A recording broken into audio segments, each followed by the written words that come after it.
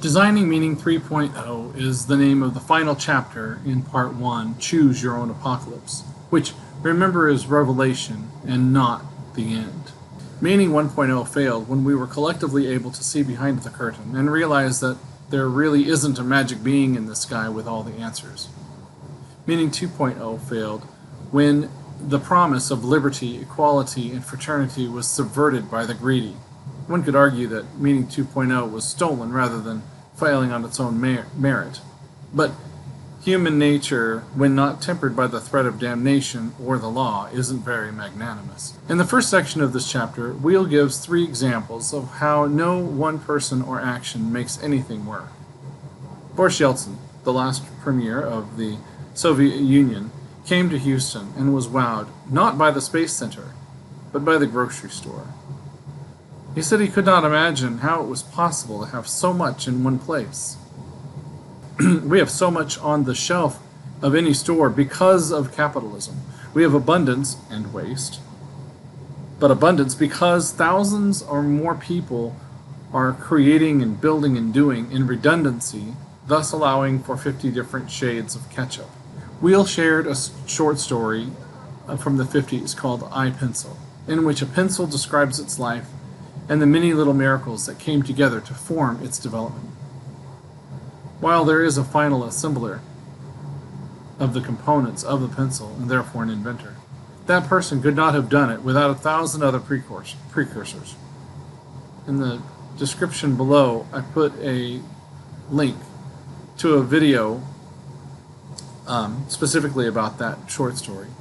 It watches a little like a PragerU video, but it's pro-capitalism from before neoliberalism, and it's worth a view.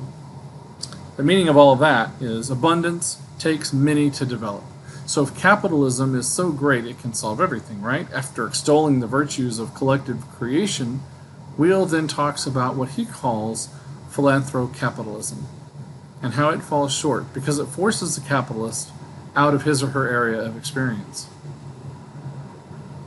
Bill Gates became the richest man in the world because he made a computer operating system and began to spend his billions on wiping out diseases.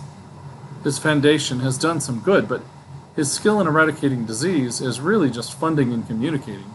I think it should be pointed out that he was successful not solely because he was such a great software engineer, but because he was in the right place at the right time with the right skills and just enough funding to fill a gap.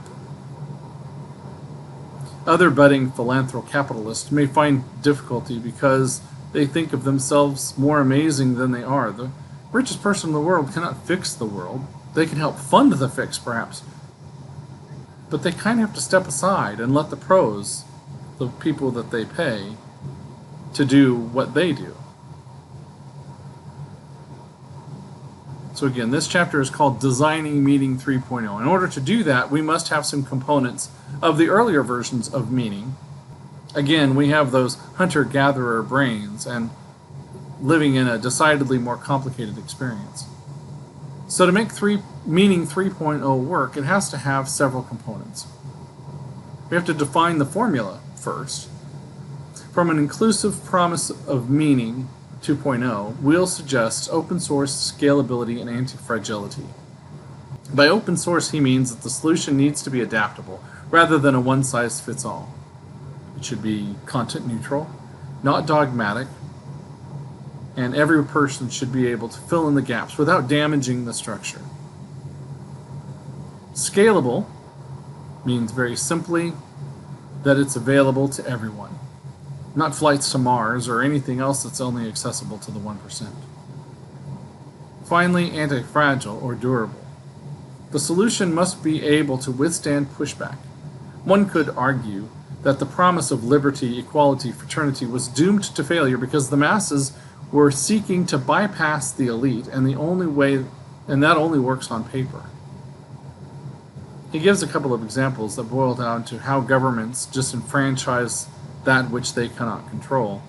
The most notable one, and the easiest to follow, was during the Nixon administration. The government was worried about the hippies and the Black Panthers, among other groups, but the leaders of those groups were smart.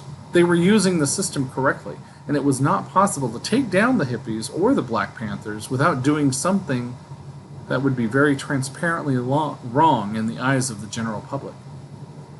So, they made drugs illegal instead. By making marijuana illegal, it was possible to take out the leaders and put them in jail without looking like they were silencing political dissent, to the average Joe anyway. What are the components to meaning 1.0 that we need for the formula? What is religion, really? We could say it's a scam or an opiate to the masses. But it did serve a purpose. For 10,000 years, give or take, it provided an explanation for the unexplainable. But it also gave humans order and a social outlet. Voltaire once said, and I am paraphrasing badly, "If God didn't exist, we would need to invent one." I argue that we did, but that's a different video. There are studies that show that people involved in religious experience are happier and healthier. It provides some with a social outlet with people similar to them that is consistent. When I was active in the theater, one could argue I was engaging in something similar to a religious experience. Perhaps Trivia at the Boom is like that for me as well. It is a weekly occurrence where I meet the same people and we share a specific goal. I repeatedly tell you to try to find your tribe, which is really just another way of saying find the congregation that meets your form of worship. This could be people at a head shop, or a theater troupe, or a game club. So, open source, scalable, and anti-fragile that supports inclusion in the beginning. So open source, scalable, and anti-fragile that supports inclusion is the beginning of the design criteria. But what specifically is needed from meeting 2.1? So what is needed from meeting 1.0 to prompt the feeling of salvation? So Will gets a little wordy here. He gives several examples from existing and defunct faiths, but the crux to it is that religions have three core elements: inspiration, healing, and connection. Inspiration is the opposite of the oft-used phrase, life's a bitch and then you die. It's the thing that keeps you from offing yourself on the darkest days. What kept me going in my darkest days was seeing your little baby faces, or an intense sunset now, or a flower about to go into bloom, or the excitement of tornado coverage on Channel 9. Experience of awe can relieve stress, decrease physical pain, alleviate depression, and improve life satisfaction. Heck, even the lower primates have been observed stopping everything from eating to fucking just to watch the sunset. It doesn't have to be a moment of awe either. It can be something as simple as recognizing insight, having the light bulb go off while reading something. It's the reason that apophenia happens. If you will remember, that's seeing connections where there are none. Well, I suspect that the reason why that happens is because when it's real, or even when it isn't, it feels satisfying. So inspiration is something that religion once gave us, and now we find it in other places, or we try. And if we don't, let's figure out why that is. Healing is the second psychological ingredient we used to get from religion. The world wounds. No one gets through life without some deep hurts. The story of Siddhartha, the founder of Buddhism, revolves around a rich kid shielded from the world by his father. He has no hurts. He's never seen suffering of any sort, but he was discontent and bored. He left the palace that was protecting him from the real world and saw poverty and pain and death. In that story, he is angry with his father for shielding him. There are hundreds of stories about children who are ultimately hurt worse by their parents trying to save them from the pain of life. Ultimately, each one of those children experience pain and survive. So pain and strife is inevitable. It is what makes the beautiful flower beautiful. Betty White said in a documentary on Netflix a lesson that she learned from her mother. If you only focus on the darkness, you will never see the stars. And we all need it. All of us have, at some level or another, at some time or other, experienced PTSD. You know when that embarrassing thing you did, whenever, that just keeps coming back into your head over and over again? Even if it was stupid, it's still a form of mild PTSD. Sure, in real life, you were just misspeaking. Everyone else in the universe doesn't even remember it, but you do. Like, like the time that I threw up on all my friends at my first college party. I suspect that looking back on that, nobody remembers that but me. But I relive it every time I burp. Catholics have confession, the Jews have Yom Kippur, the Buddhists have meditation, and all of those serve the same purpose, that is, to engage in some form of healing. So Meaning 3.0 must have some sort of salvation or healing from the hurt of the world. And finally, connection. In these videos, I have talked a lot about tribes, our tribe, their tribe. We attempt to find ways to connect, and here I am attempting to do it through the miracle of YouTube.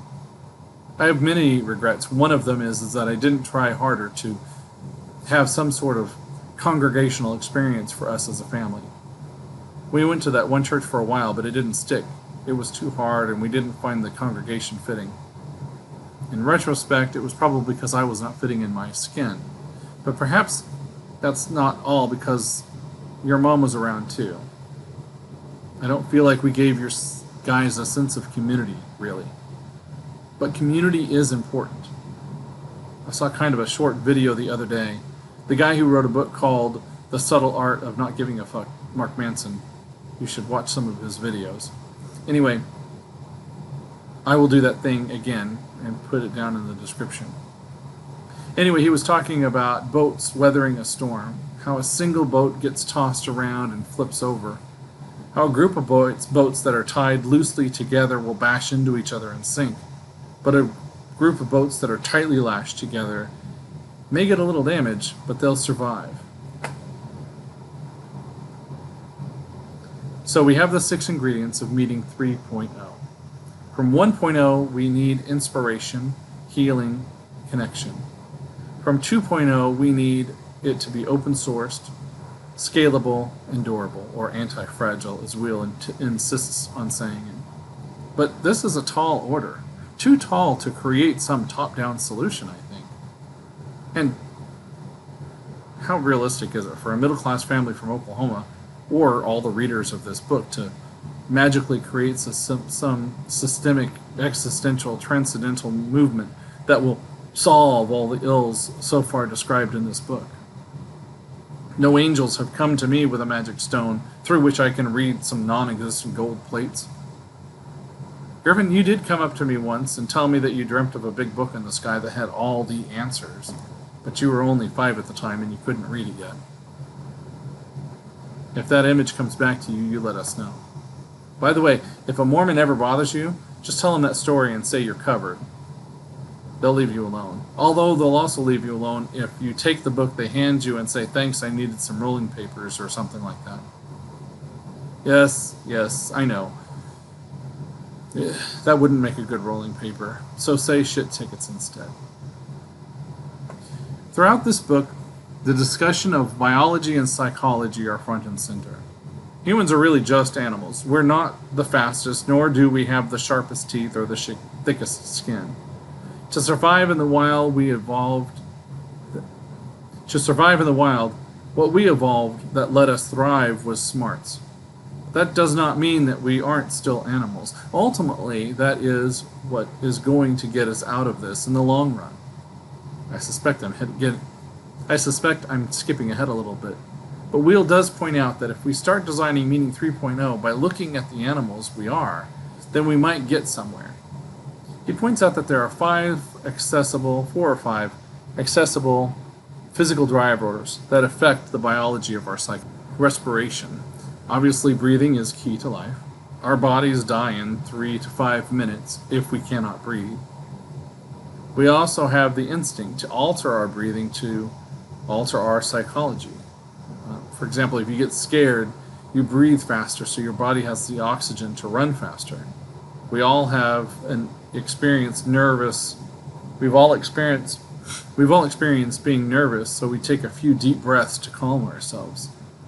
So that is one physical driver that we will think about in the next part of the book.